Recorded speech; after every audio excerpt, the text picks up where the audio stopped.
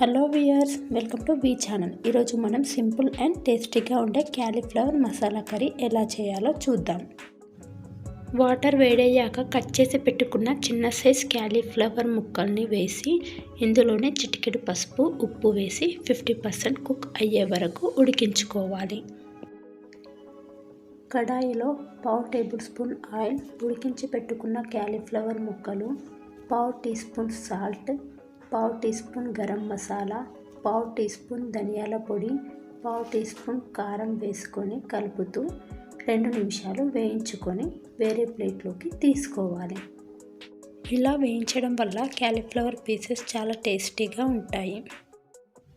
అదే కడాయిలో 2 table spoon oil వేసి ఆయిల్ వేడయ్యాక పోపు దినుసులు శనగపప్పు, ఆవాలు, జీలకర్ర వేసుకొని తరిగి పెట్టుకున్న ఆనియన్, ఒక ఎండుమిర్చి, కరివేపాకు వేసుకొని కలుపుకోవాలి. ఆనియన్స్ మగ్గిన తర్వాత 4 మీడియం సైజ్ టమాటా పేస్ట్ని వేసి కలుపుకొని మూత పెట్టుకోవాలి. మూత తీసి కలుపుకొని ఇలా ఆయిల్ సపరేట్ అయ్యాక 1 టీ స్పూన్ పల్లీల పొడి, 1 టీ స్పూన్ కొబ్బరి పొడి, 1/2 టీ స్పూన్ ధనియాల పొడి, 1/2 టీ స్పూన్ గరం మసాలా వేసి కలుపుకోవాలి.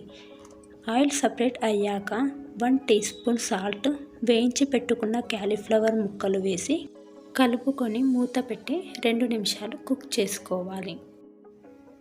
మూత తీసి కలుపుకొని కన్సిస్టెన్సీని బట్టి కొన్ని వాటర్ యాడ్ చేసుకొని కలుపుకొని మూత పెట్టి మరో 2 నిమిషాల పాటు కుక్ చేసుకుంటే సరిపోతుంది. ఇలా ఆయిల్ సపరేట్ అయ్యాక పుదీనా వేసుకొని స్టవ్ ఆఫ్ చేసుకోవాలి.